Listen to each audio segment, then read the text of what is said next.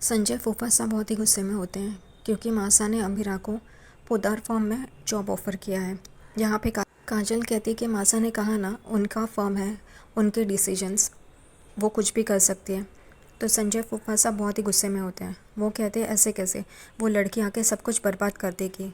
उतने में ही अरमान आता है और कहता है कि अगर आपने उसके ख़िलाफ़ कुछ भी कहा तो मुझसे बुरा कोई नहीं होगा। पहले भी आपने उसके करियर बर्बाद करने की कोशिश की थी, तभी पता है ना क्या हुआ था। आपको प्रेस कॉन्फ्रेंस लेके माफ़ी मांगनी पड़ी थी। अब की बार आपने उसके करियर के साथ कुछ भी किया तो मैं आपको छोड़ूंगा नहीं। फूफा साहब मनोज को कहते हैं कि मासा ने तुम्हें कुछ कहा था क्या इसके बारे में? तो मनोज कहता है नहीं। तभी फूफा साहब अरमान को कहते हैं मासा ने इस बारे में किसी से भी बात नहीं की थी।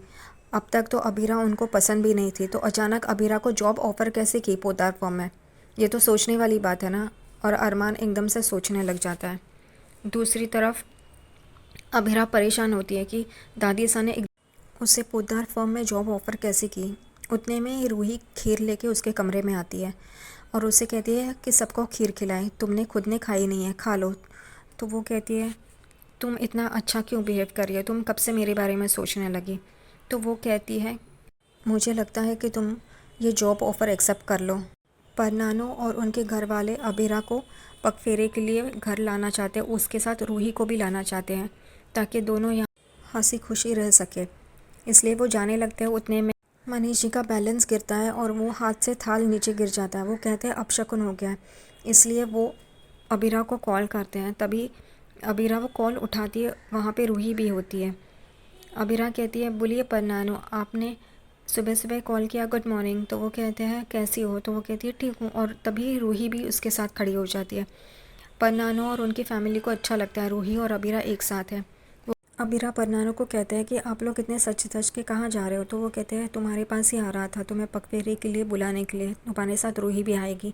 तो एकदम से रूही और अबीरा चौंक जाते हैं। रूही और अबीरा उन्हें टालने के लिए कहते हैं कि यहाँ पे रस्म ही रस्म हो रहे हैं, ये लोग तो बहुत रस्मेवादी है, सब जब देखो रस्में करते रहते हैं।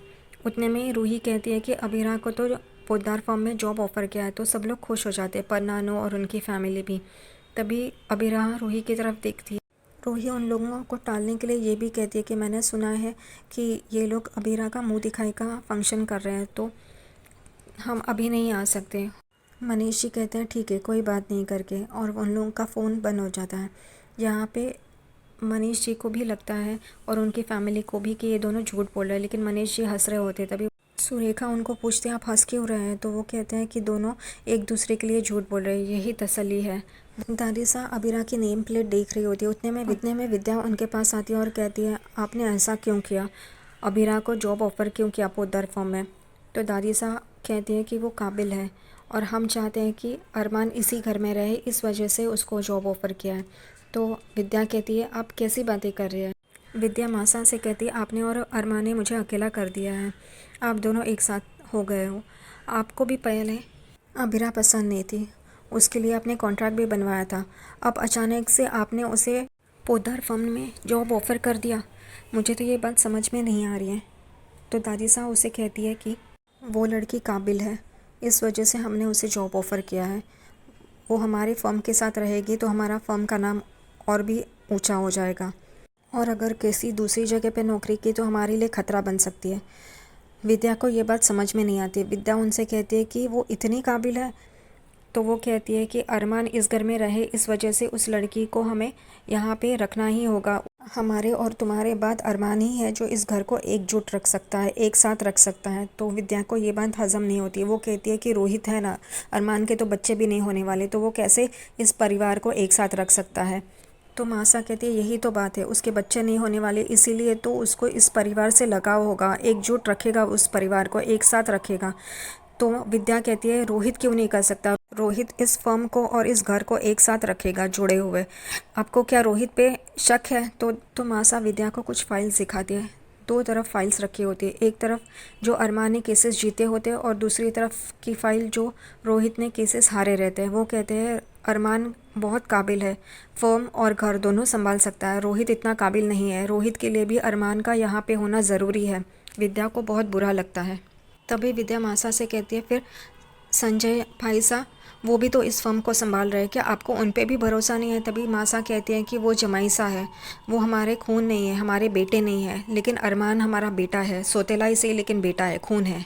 जमाईसा दामाद है, वो बंसल है, वो बंसल का नाम रोशन करेंगे, पोद्दार का नहीं। अरमान पोद्दार का नाम रोशन करेगा। और ये सारी बातें काजल और संजय फूफा साहब बाहर से दरवाजे से सुन रहे होते हैं। उनको बहुत बुरा लगता है ये बात सुन के।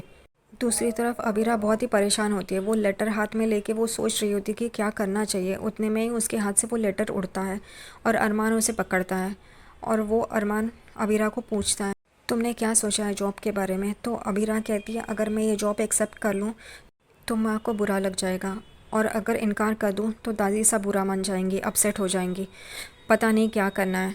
अबीरा अरमान को पूछती है कि तुम्हें क्या लगता है मैं क्या करूं? तो अरमान कहता है, तुम जो भी फैसला लोगी मैं तुम्हारे साथ हूं, और वहां से चला जाता है। अबीरा सोच में पड़ जाती है उसे क्या करना चाहिए।